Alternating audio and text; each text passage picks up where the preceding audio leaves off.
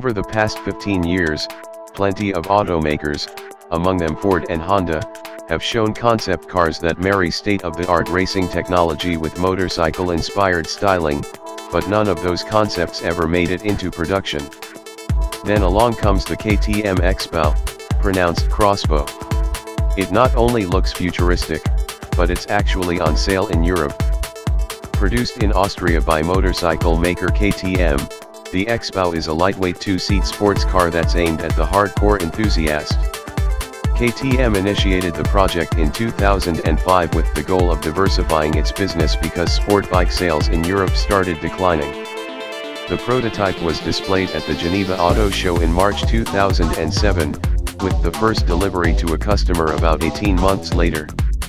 Roughly 400 have since been sold. The X Bow is certainly dramatic looking. It carries the motorcycle aesthetic over to a car, with its exposed carbon fiber chassis and suspension pieces and angular panels. It is beautifully built, too. At its heart is a carbon fiber monocoque that reportedly weighs just 176 pounds.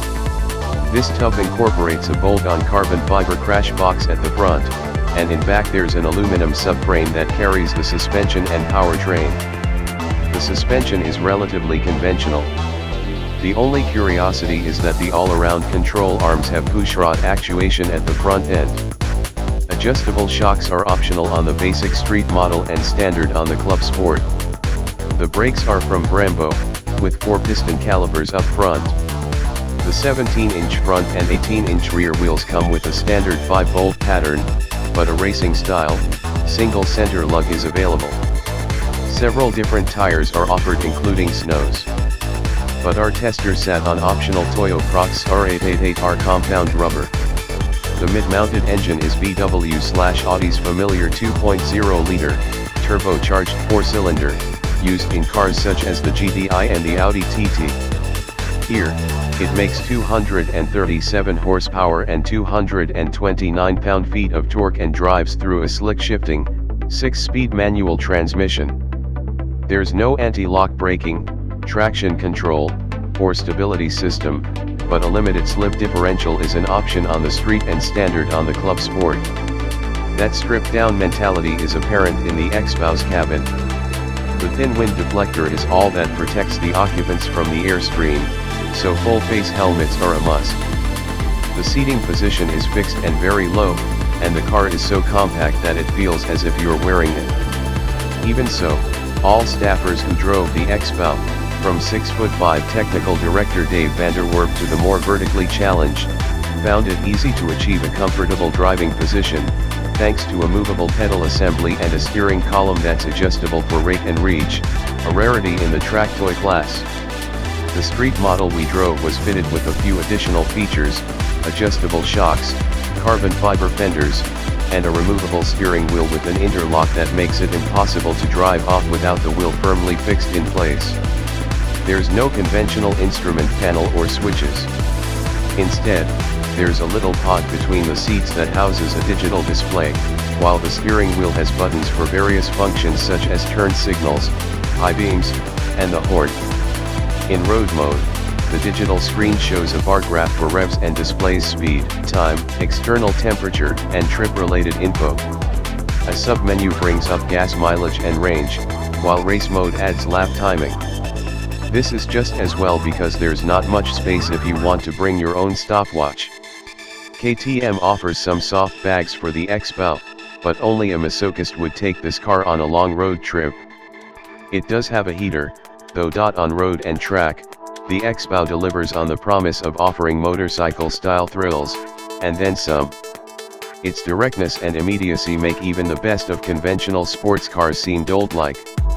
In fact, it's the nearest thing to a modern racing car that you can buy for the street. Weight is the enemy of performance.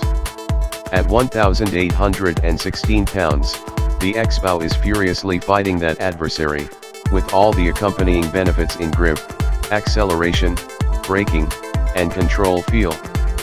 Despite the lack of power assistance, the steering is light and surgically accurate, and the brakes have instinctive feel and weight. The engine provides excellent mid-range thrust, but its sound is disappointing.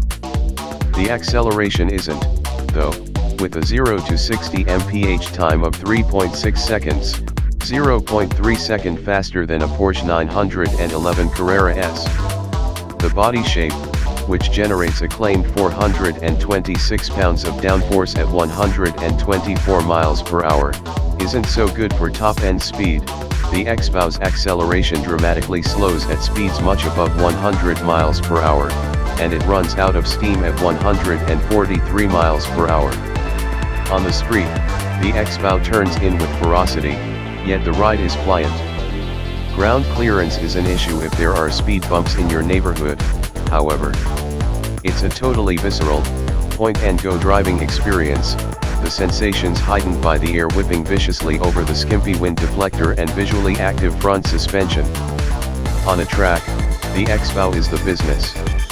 With well over 1 G of cornering power and the ability to change direction instantly, it's completely addictive. It sheds velocity so rapidly from high speeds that you have to recalibrate braking points later and later.